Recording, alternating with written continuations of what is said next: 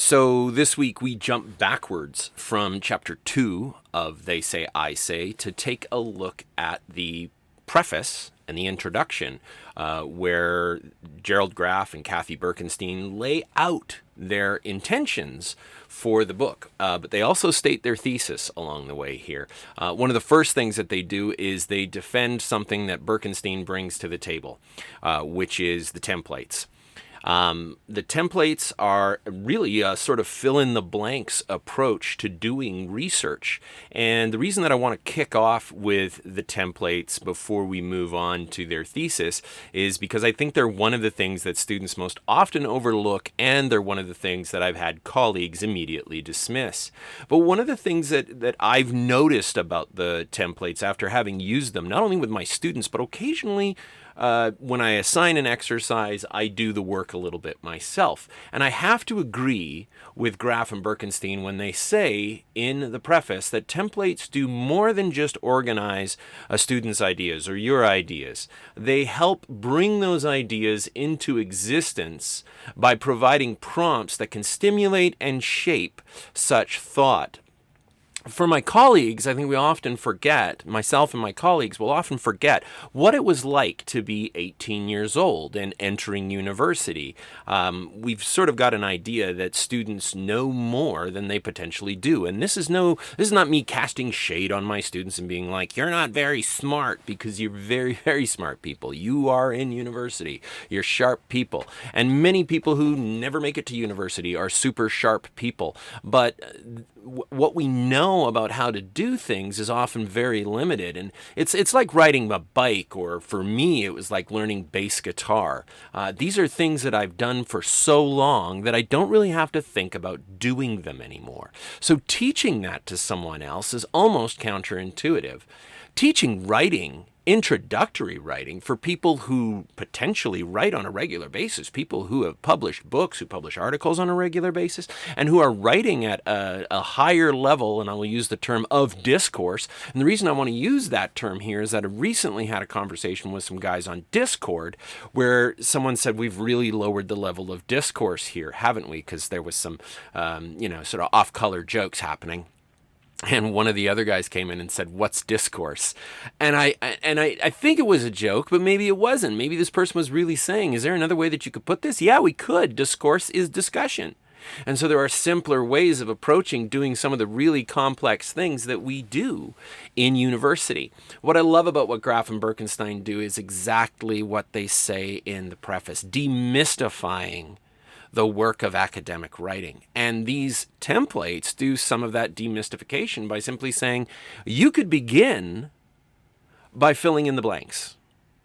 That feels reductionary for some of my colleagues, and potentially even for some students that come in here and say, whoa, wait a second, like Graff and Birkenstein say, this is primary grade stuff. This is the sort of thing that I learned years ago. But did you learn it? That's the question. Not did you learn to write, but did you learn to write and think and research in the ways that Graff and Birkenstein are talking about? I'm going to be switching between Birkenstein and Birkenstein. I've been listening to the audiobook of They Say, I Say as review, and they pronounce Birkenstein, and I would say Birkenstein because it looks like a German name to me, and you always go with the second vowel in German. So I'll probably be a little inconsistent there. My bad. But using these templates is a way of getting our ideas going. And I don't think there's ever a wrong way of prompting writing. Whatever gets you started is the right thing. It's like with exercise. They say the best exercise is the one you do. Well, the best way to start writing is the way that gets you started. So if you take a look at those templates and you start writing with them and they seem really useful, then by all means, go for it. If it seems beneath you to use them, I want you to just sort of check yourself for a moment and try it anyway. And if it still doesn't work, then leave it behind. But what I love about the templates is that they generate the very things that Graff and Birkenstein are recommending to us throughout They Say, I Say. They ask us to answer questions like, what do they say about my topic, whatever your topic is? And the they say of They Say, I Say is, what do other people say? Specifically in university, not just what does anyone say, but what do other scholars say about my topic? And I say other scholars because since you're entering university, you're on your path to becoming one. And the moment that you set your foot in the water of scholarship, I think of you as a scholar, a junior scholar perhaps, but a scholar nonetheless. If you're someone who isn't even attending university and you're just checking this stuff out on YouTube or on the podcast, you're a scholar too. It's like Julia Cameron once said about art in The Artist's Way. You don't have to be paid. It doesn't have to be your job to say that you're an artist or a musician or an actor or whatever it might be. You just might be somebody who doesn't get paid for it, right? You're not a professional in that regard. I'm a professional scholar. A lot of people probably won't end up that way. It's just the way things are. And plus, it doesn't make half as much money as you might have been told. I don't know why I'm talking about this. What would a naysayer say about my argument, right? You're like, what is a naysayer even? Well, if you use the templates, you don't even have to know what a naysayer is. You have to fill in the information there. But as you're using the templates, it's super important to think about what's actually being said, to reread what you've filled in the blanks with. You can't just dump information in there and think that it's going to do the trick. You have to think about what makes the most sense. You might even have to revise the template to make it work. What is my evidence? And right there, if Graf and Birkenstein are forcing us to have evidence for my argument, then we're moving towards our long-term goal of this semester of writing a research paper. This whole term is writing a research paper in slow motion. And finally, who cares? Because if no one cares about what we're writing about, then why should we write about it? And this doesn't have to be an earth-shattering, change the world, we're gonna cure COVID, and we're gonna stop racism, and we're gonna stop homophobia. That's what we're gonna do with our essays in our first year while we're studying Hiroshima and Godzilla. No, you're not. But you should figure out a way of saying to somebody out there why they should care, or identifying an audience that does care. And the templates can help an awful lot in the journey towards finding those spaces, getting that information on the page. Now, for context, for those of you who tune into this who aren't part of my class, my students get assigned either one of two streams. They're either going to write their entire work this semester about Hiroshima, or they're going to write it about Godzilla, or they're going to switch streams because from paper to paper they might be like, this one's too hard, can I go over and do the Godzilla one? And because I'm a softie, I say yes. Makes it harder for the research paper later on, potentially. That's another thing. But all of the articles that we look at, all of the readings this semester have to do with one of these two streams. They either have to do with Hiroshima or they have to do with Godzilla. And the articles that that you're working with right now is Hiroshima, Historians Reassess by Gar Alperovitz, or Godzilla's Footprint by Steve Rifle. Now, each of these individuals are people who are often quoted in literature, articles, secondary sources, scholarly work on these topics. If you go and you do scholarly work on Hiroshima, you're probably going to run into Gar Alperovitz's name. If you go and you do scholarly work on Godzilla, you're probably going to run into Steve Rifle's name. So these are big names. So when we're choosing our they says, we want to go and we want to find the experts. That's the idea here, is that we want to start by finding some experts and listening to what they have to say. Because in the introduction of They Say, I Say, Graf and Birkenstein say, hey, writing well means entering into conversation with others. And near the end of the chapter, they talk about this idea that Kenneth Burke had, where he imagines the academic work, the work of writing research papers, of just, doing research as a conversation at a party. And I love that metaphor because I think when we're actually at parties, and we're walking around the room and we're mixing it up, and somebody says something about something we love or something we hate, we find ourselves stopping and potentially listening in. If we're an introvert, we hang on the side and we kind of just, don't get involved. If we're an extrovert or we're outgoing, then we're going to jump in there and we're going to say, hey, hold on a second. So, if you're really into, I don't know what it is, if you're really into hockey and somebody disses your favorite team as you're walking by, or they say something about a current game, I know nothing about sports, then you're going to stop and you're going to enter that conversation potentially. The number of times that I've been at barbecues and hear somebody, some outburst, and you look over and it's a few people arguing over who's going to win the Stanley Cup, we could see that, we enter into conversation with others, right? And that goes hand in hand with another concept that Graf and Birkenstein talk about, that we are deeply engaged in the best academic writing. The best academic writing has one underlying feature. It is deeply engaged in some way with other people's views. Deeply engaged. I can think of a ton of student papers that I've read, and I mentioned this last week in the content on summary, where the student didn't engage with someone else's views at all. Like zero. No engagement whatsoever. And Graf and Birkenstein are saying the best academic writing features this. This is part of what really great academic writing has. But I would also say that being deeply engaged with other people's views helps generate our ideas in this way that I'm talking about with Kenneth Burke's conversation idea. Walking around a party, somebody says something that triggers us, and we get involved, either on the sidelines or right in the thick of it. We will become deeply engaged, though, if we know something about it. That's the thing.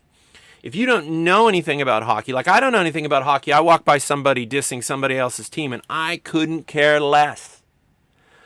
But if I'm walking by and somebody, I don't know, says something really, dissing Superman is a number one way of getting me to sort of jump to the pump, as it were. I love Superman. If people say something that, like, I'm like, whoa, wait, just the offhanded, is Batman better than Superman? Which is a dumb argument, but it happens, and I will get involved in that one. I am deeply engaged in it. I've loved superheroes since I was a kid, and so I'm going to jump into that conversation.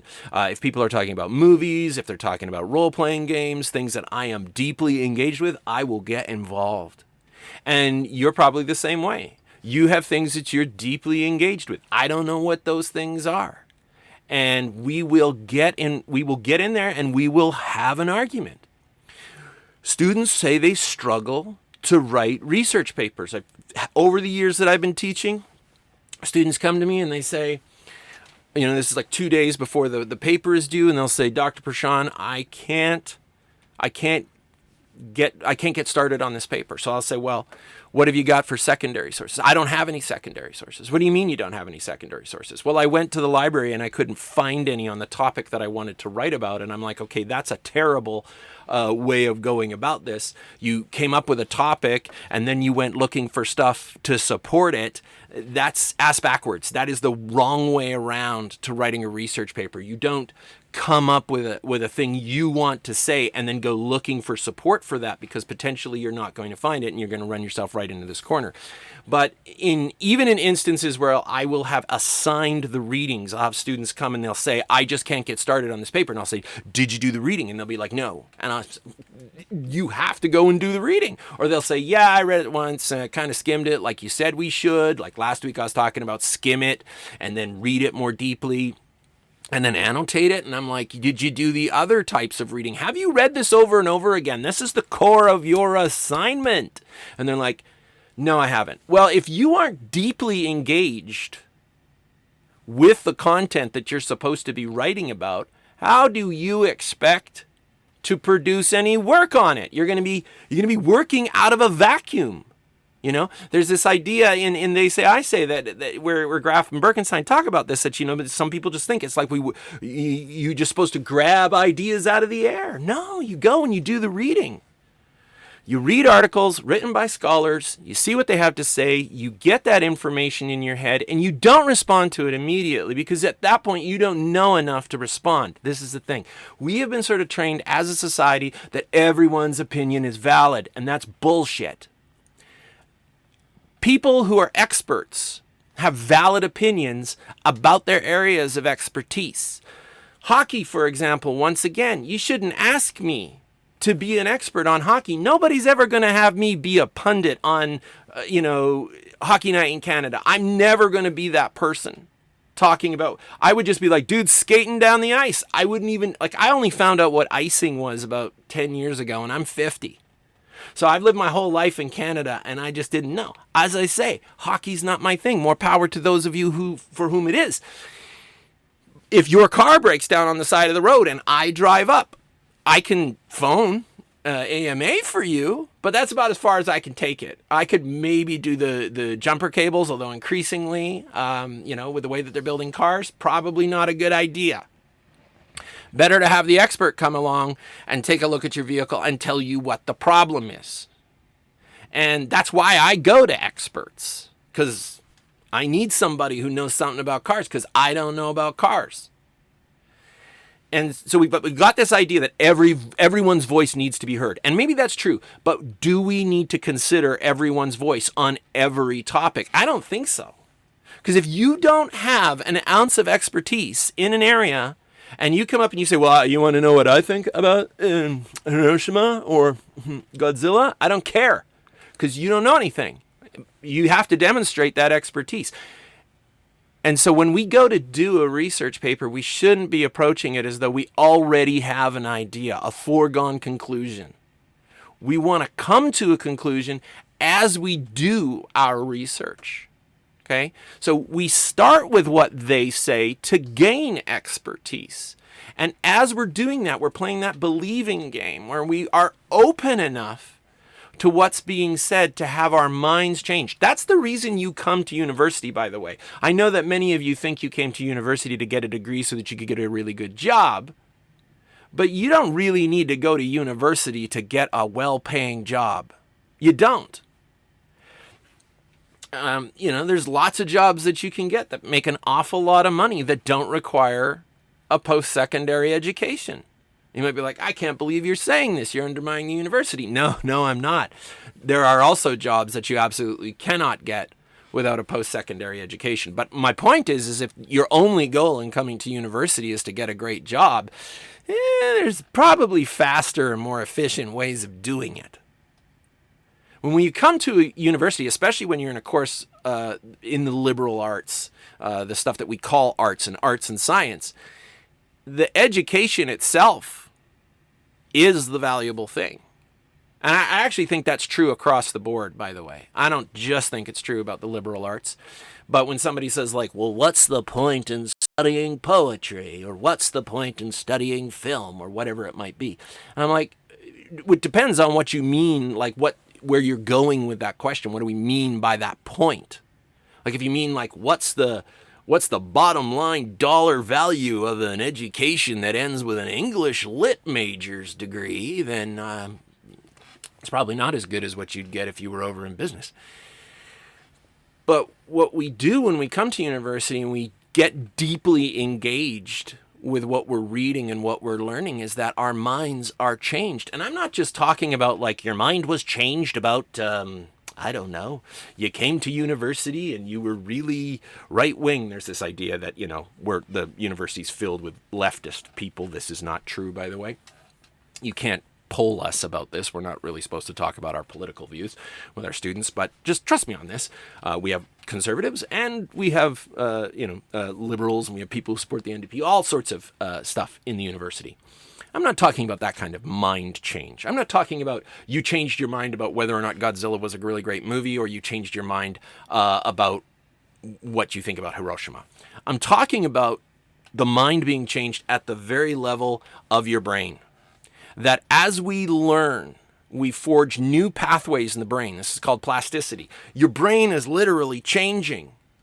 And it's not the facts that you learn about Godzilla or the facts that you learn about Hiroshima that will be the most valuable things that you'll take away from this course. It may not even be that you'll learn how to write a research paper, but that your brain will have learned new ways to approach writing in a way that's not all that distinct from muscle memory.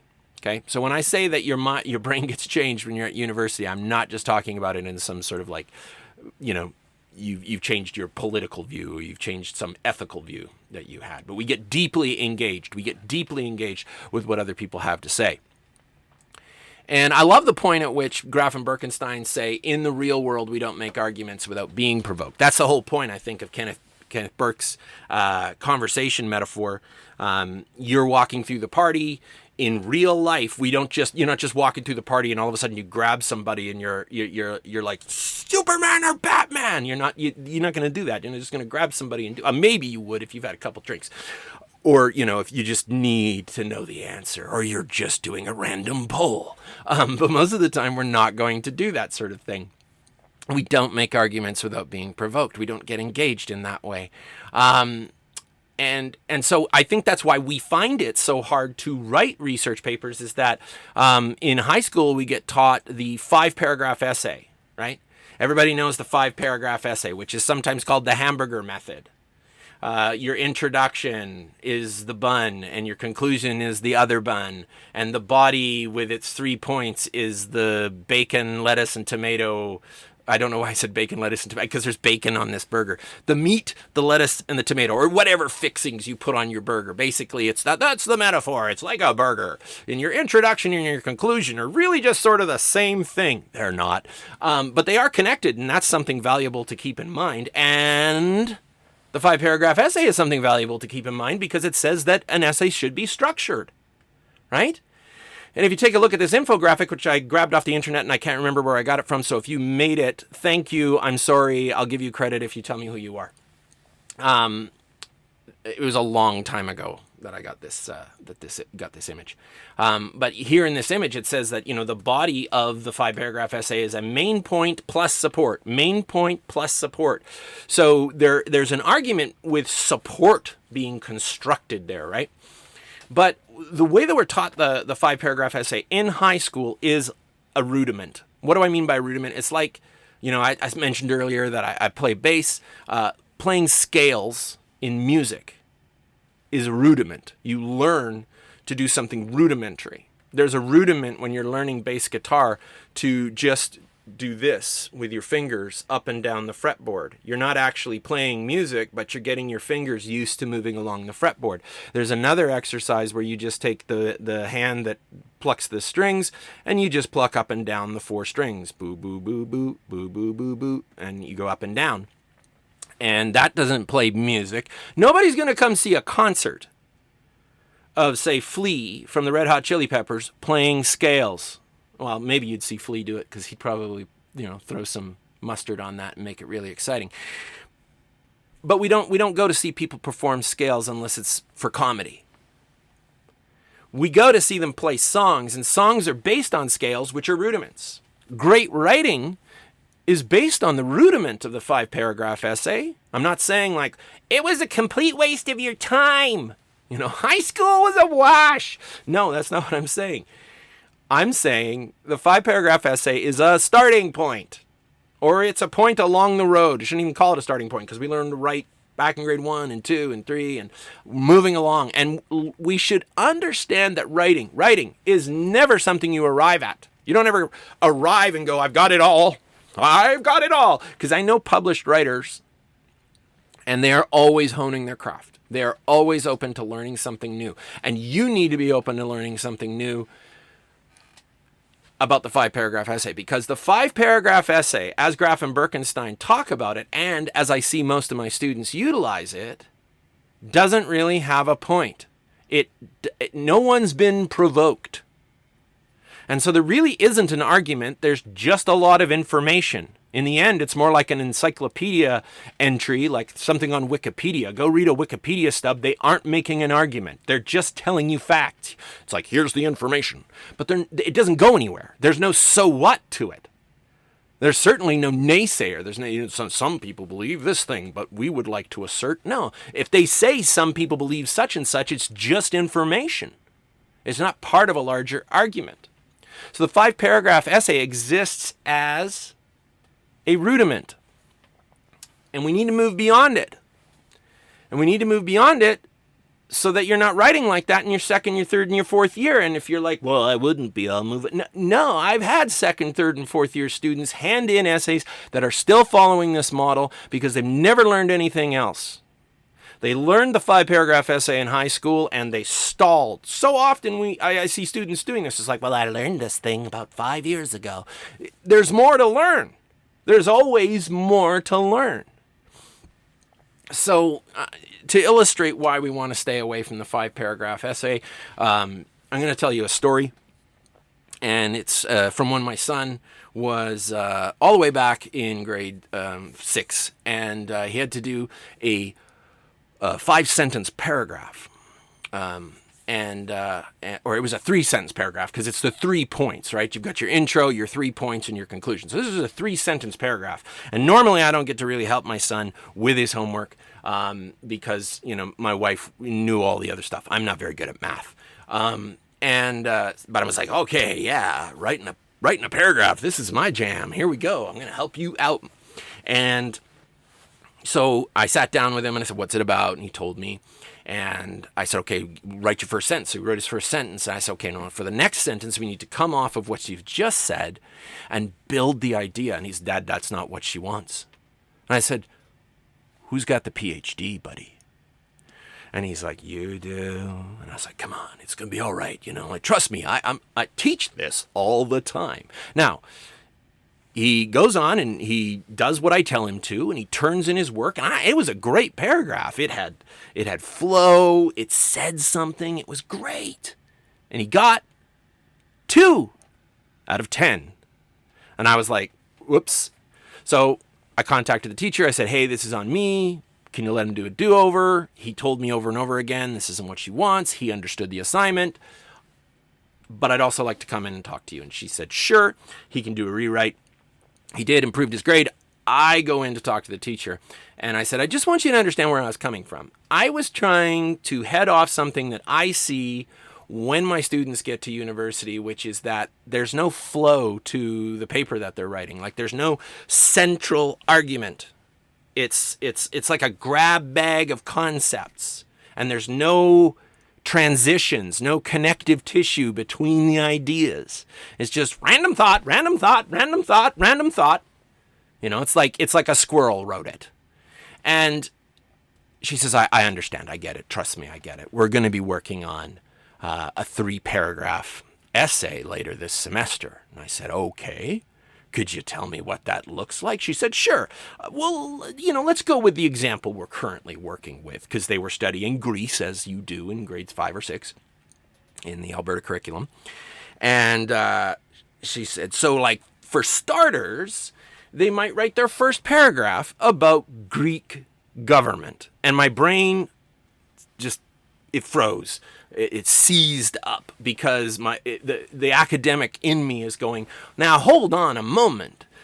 Greek government isn't a paragraph. It's an essay unto itself, if not a book. Because what aspect of Greek government are you talking about? Are you talking about the Athenian democracy of, years bygone, thousands of years ago? The democracy that people are like, oh, did you know that the Athenians had democracy and it's not the democracy that we have today? Or are you talking about how the Greek government basically screwed its economy it went right into the toilet? Which of those governments are you talking about, and how are you going to fit this all into one paragraph? Now, I want you to stop and I want you to think about an essay like a museum exhibit. And when you go to a museum exhibit, there's a flow to it. It's like a journey, right? Imagine this exhibit. It's just Greece, right? That's the exhibit, Greece. And the first little section that you walk into is Greek government.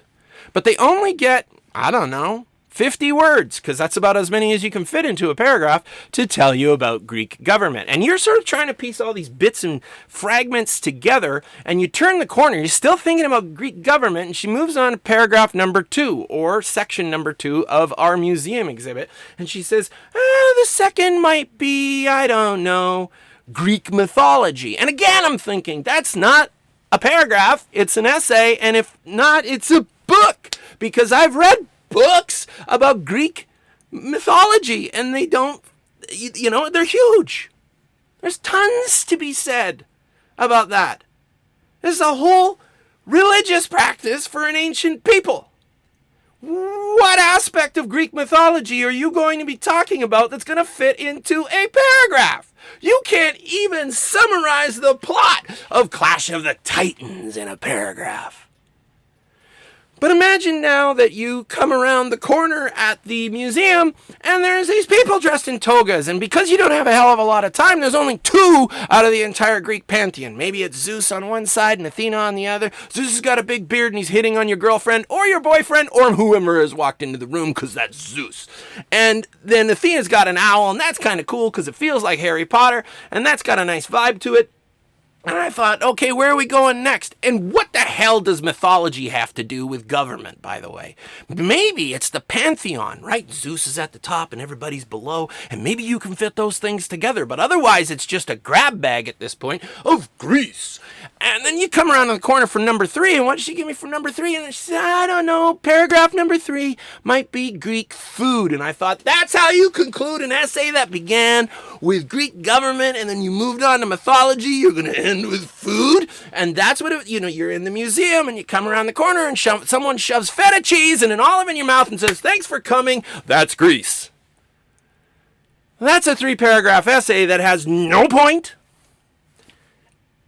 no direction, no transitions, and ultimately is the result of not being provoked. Now, if you were to ask a student after you taught them about Greece, what did you find most interesting? And you said, I want you to write about that one thing. That would be a student being provoked. Now, some of you might be sitting there going, I'm not very provoked about Hiroshima or Godzilla. That's okay. See, because one of the reasons that I assign Hiroshima and Godzilla is because the university has a lot of moments in it where we have to study something that we're not particularly passionate about. There's a lot of things in our culture right now about, like, just follow your passion, right? If you're passionate about it, you can do it. And in the real world, no one gives a shit about your passion. You don't get asked about your passion when you go to apply for a job. So there is a sort of real world thing still here. On the one hand, I want you to be learning for the sake of education and changing your brain. And on the other, we have to be thinking about practical outcomes. And one of the practical outcomes of using Godzilla and Hiroshima is that at the beginning of the semester, at least, most of my students don't care about either of those things. And as you'll see, that can potentially be a really good thing. But you've already made a sort of provoked choice. I asked you to choose an article about one of the two, Hiroshima or Godzilla. And you chose based on a very small amount of information. You went in a direction. You were ultimately provoked. You were provoked to make a choice, and you did. So it's not that we don't care about the 5-paragraph essay. It's just that we need to leave it behind, or we need to be more artful about it. And we're going to learn more about how to do that as we go on this semester. Effective arguments, Graf and Birkenstein say, are always in dialogue with other arguments. If we go back to the whole thing about Greece, all you'd have to do is have a statement about Greece. Like, I don't like Greek food. And you might come back at me, right? Like if we're sitting around at a party, let's do the party metaphor again, and I say, I'm not fond of Greek food. I don't like feta cheese. I'm not big on olives. And you might be like, oh, come on now. There's a lot more to Greek food than just feta cheese and olives. It's like whenever somebody says, I don't like anime, and you get somebody jumping up out of the woodwork going, anime isn't just one thing, it's many different things. There are all sorts of genres under anime. Anime is really more of a medium than a genre. Or if you say, I don't like K-pop, somebody's like, well, hold on a second. K-pop isn't just one thing. It's all sorts of different stuff. I mean, there's a huge difference between Day 6 and Stray Kids. There's a huge difference between these things. Or BTS. So, it isn't just one thing. And our effective arguments are always in dialogue with other arguments because we've been provoked. And we want to write something. But we don't want to be too provoked. And that's what I mean about the Hiroshima Godzilla thing. When I first started teaching this course, it was hip and it was cool, and I think it still is, to do hot button topics. Like, for just a second, I thought about making the course about, like, COVID and asking you guys to write papers about, like, should masking be mandated? Should we have vaccination passports? But I remember what happened when we used to do hot button topics back when I started teaching, when it was like, should marijuana be legalized? Should homosexuals be allowed to marry? And you can tell how far the world's come along since I first started teaching. But when students wrote about those things, they wrote with passion, but they didn't always write well because they were so invested passionately that they forgot to write effectively. So we want to be in dialogue, but we want to make sure that our dialogue isn't like overwrought. Some students want to know, why can't I just state my own view and be done with it? As Graf and Birkenstein asked. Why can't I just say what I think? Isn't it better for me to demonstrate what I think without having to rely upon what others have said? Doesn't that demonstrate my brilliance? Potentially. But let's just stop with Hiroshima for a moment, and we can jump back to Michael Milam's article on Hiroshima. And I'm going to tell you 2 pronunciations for that city. In America, Hiroshima is often pronounced Hiroshima. And in Japan, it's pronounced roughly Hiroshima. Okay? Hiroshima, Hiroshima. 2 points of view. When the bomb was dropped, the view from the people who dropped the bomb, the people who say Hiroshima, was a gigantic mushroom cloud. And they knew that there was devastation down on the ground. But it was just a great big mushroom cloud. It wasn't individuals. It was the end of the war. And that symbol, that mushroom cloud became a symbol to the American people of the end of the war. So their point of view about Hiroshima, at one point in history, at any rate, was largely that's how our soldiers got to come home. That's how we got to end the war.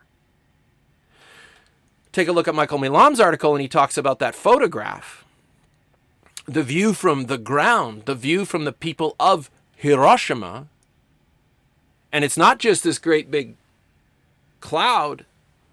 It's up close horror. Absolutely devastating, gut-wrenching horror on the ground. And we're not going to be dealing much with articles that get into that kind of detail. But there have been forensic studies done. When I say forensic, I'm talking about like what was the nitty-gritty of how awful it was on the ground. Like Milam talks about the skin hanging off of these people. It's awful. It's worse than, many horror movies. It is. I was reading a book called Last Train to Nagasaki. No, I've got that wrong. It's by Charles Pellegrino, and I wish I had the title correct right now, y'all, and I'm sorry that I don't. But there's a part in the book that was so detailed, so riveting, and so emotionally arresting. I was listening to it on the bus, and I just started crying. It's called The Last Train from Hiroshima. Last Train from Hiroshima, Charles R. Pellegrino. And he was talking about what it was like on the ground. And I was so overcome by what I was listening to that I began to weep openly on the bus. Now, I'm a crier. I cry easy. I cry at The Little Mermaid when she sings, "What is fire and how does it, what's the word, burn?" I don't know why. I just do. But I don't sob. I don't weep all the time. And this had me doing that. I just had to get off the bus because people were looking at me. And so when when we ask the question, why can't I just state my own view and be done with it? It's potentially because your view is too limited. Your view is too limited. Now, if you go and you do the research and you find out that your view wasn't limited, then carry on. But carry on the shoulders of giants. That's the thing about going and finding out what they say first. Entering the conversation. We are standing on the shoulders of giants. When we make statements, it's not just shit my dad said or something that you thought of or something you learned in grade 3 from your teacher who had misinformation. But it's something that you have now corroborated. It's something you can point to and you can say, no, there are a number of scholarly, peer-reviewed studies that demonstrate what we're talking about. So don't just express your ideas, right? Don't just express your ideas.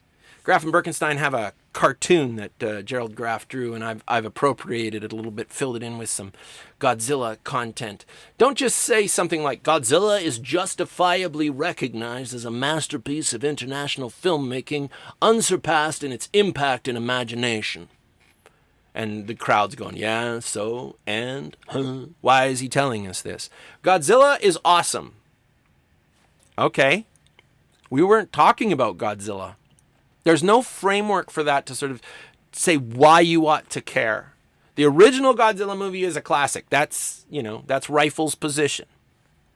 But we can come back and say, okay, so what? Is there someone who contests that? Is there anyone who cares? Like, why does that matter?